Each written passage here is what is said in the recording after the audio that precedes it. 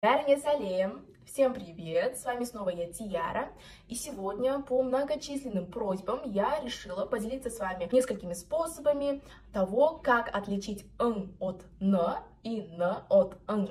Это довольно распространенная тема, распространенная проблема и среди взрослых, и среди детей. Поэтому я думаю, это видео будет полезным как для взрослых, так и для детей. Кстати, если вы хотите поддержать мой канал, вы всегда это можете сделать. В описании к этому видео будут реквизиты. А мы давайте начнем. Очень многие думают, что «н» и «н» — это один звук, просто передается разными буквами. Один с хвостиком, второй без. Но на самом-то деле, если вы не будете понимать разницу между этими двумя звуками, вы можете не понять, о чем вам говорят. Например, «шн» — это вершина, а «шн» — это правда. То есть, вы понимаете, всего лишь одна буква может поменять лексическое значение всего слова. Давайте сначала обратим внимание на то, как создается каждый из звуков. Попробуйте произнести «н». «н».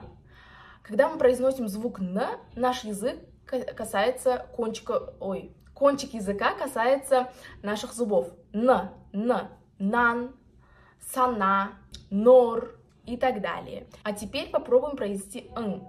Когда мы произносим «н», наш язык движется в обратном направлении. «н».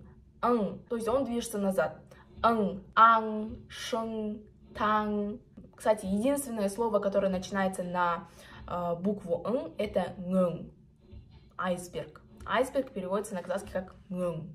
Когда мы произносим каждый из звуков индивидуально, мы слышим этот И когда мы произносим н, идет после звука согласного. А когда мы произносим н, предшествует этому звуку. Вот попробуйте произнести сначала н и н. н. Обязательно попробуйте произнести каждый из звуков, а мы движемся дальше. Теперь давайте разберем, в каких конструкциях могут появиться н, в каких окончаниях, вернее, могут появиться н.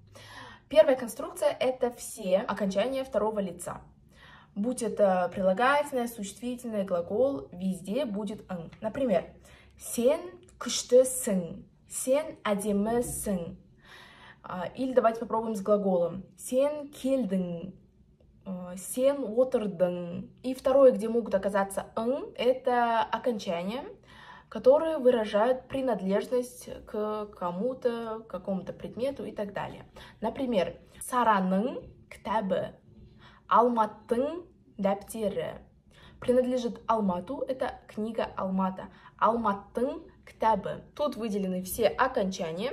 И если вам непонятны эти окончания и категория принадлежности, вы можете написать в комментариях категория принадлежности. И в следующем видео я расскажу, сниму видео на эту тему. С окончаниями не так сложно, есть какой-то алгоритм, структура, то есть добавляете окончание, и если это принадлежность, да, если вам надо выразить принадлежность, вы уже знаете, что там будет «н». Но как же быть с существительными, в начальной форме которых уже есть «н»? Вообще-то этот список не такой уже большой, и этот список лучше все-таки запомнить. Он состоит в основном из однокоренных слов. Например, «жаңа» — это новый, «жаңалық» — новости. Список существительных с «н» вы можете найти в описании к этому видео. Обязательно поставь лайк, если понравилось это видео, и напиши в комментариях, что бы ты хотел увидеть в следующем видео. Ну а я с вами прощаюсь. Сау болыңыздар!